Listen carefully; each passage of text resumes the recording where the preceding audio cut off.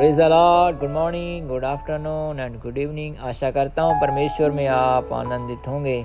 आज के दिन की वाणी, परमेश्वर का दर्शन, परमेश्वर का वचन आपके मध्य में रखना चाहता हूँ।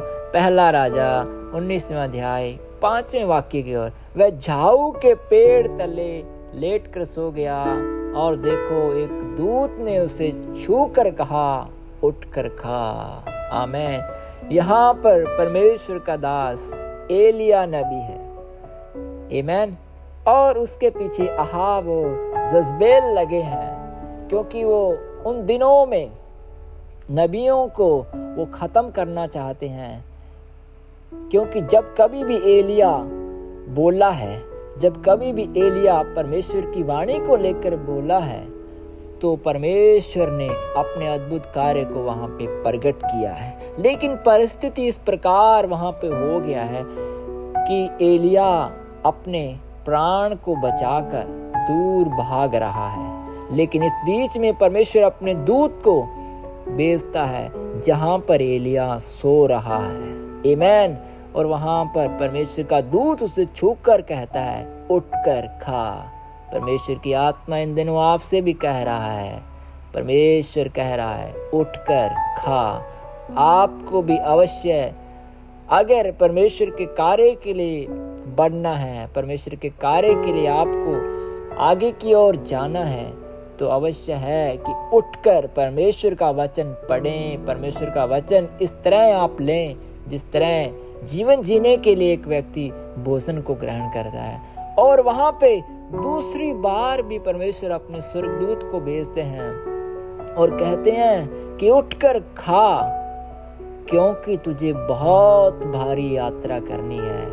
परमेश्वर इन दिनों में एलिया की तरह अपने कुछ चुने हुए लोगों को, दासों को, प्रेरितों को अपने कार्य के लिए ले जाएंगे। और उससे पहले अवश्य है कि आप उठकर खाएं, क्योंकि एलिया की तरह एक भारी यात्रा आपको भी करनी है। और इस पश्चात, इस घटना के पश्चात हम पाते हैं कि एलिया फिर से अपने आप को छिपा लेता है और ऐसे एक गुप्त स्थान में, जो एक गुफा है वहां पर। और परमेश्वर सब जानता है कि एलिया तू कहां पर छिपा है। परमेश्वर का शब्द, परमेश्वर की वाणी उस गुफा में छुपे हुए वहां पर भी एलिया के पास पहुंचती है। आप कहां पर बैठे हैं, परमेश्वर सब जानता है। दुनिया के जगत के कोने कोने में परमेश्वर सब जानता है। परमेश्वर की वाणी अवश्य आपके पास पहुंचेगी। ओबदाया नबी के बारे में अगर हम जाने, तो उसने इस प्रकार वाणी दिया था एदोमियों को कि किस तरह वो पहाड़ों की दरारों में रह रहे थे, लेकिन वो परमेश्वर के लोगों के खिलाफ में कार्य को कर रहे थे। लेकिन परमेश्वर ने वहां पर भी ओबदाया के द्वारा कहा कि चाहे तुम अपने घर को, अपने रहने के स्थान को तारागण के बीच में भी बनाओ, तो वहां से भी मैं तुम्हें गिराऊंगा। परमेश्वर सब जानता है कि आप कहां पे छुपे हैं। परमेश्वर वहां से निकालने की क्षमता अवश्य रखता है। और यहाँ पर परमेश्वर की वाणी एलिया के पास आती है। एलिया अपने आप को छिपा लिया है, और जब परमेश्वर का वार्तालाप एलिया से होता है, तो परमेश्वर उसे कहता है कि उठ खड़ा हो और जाकर किसी को अभिषेक करना है तुझे। आमीन, हालेलुया।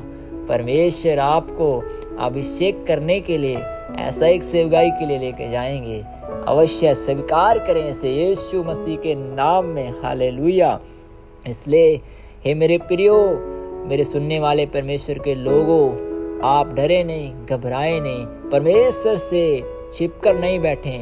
परमेश्वर आपके सामने प्रकट होंगे अवश्य, जिस तरह एलिया के सामने परमेश्वर प्रकट हुए।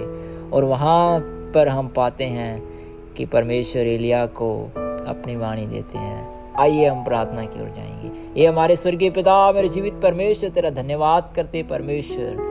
आपने एलिया को परमेश्वर उस समय भी परमेश्वर अपनी आवाज के द्वारा, वाणी के द्वारा संतुष्ट किया परमेश्वर, और उसके द्वारा आगे के परमेश्वर पिता कार्य के लिए एलिशा को खड़ा किया परमेश्वर, ऐसे ही परमेश्वर पिता इन दिनों में परमेश्वर तेरे चुने हुए लोगों को, दासों को परमेश्वर पिता आगे की ओर तेरे कार्य को, सेवकाई को ले जाने के लिए तो अभिषेक कर रहा है परमेश्वर, उसके लिए धन्यवाद करता हूँ परमेश्वर पिता। तेरे लोगों के जीवन में ये वाणी, ये तेरा संदेश परमेश्वर आशीष भरा हो, यीशु मसीह के नाम में, amen amen amen. God bless you.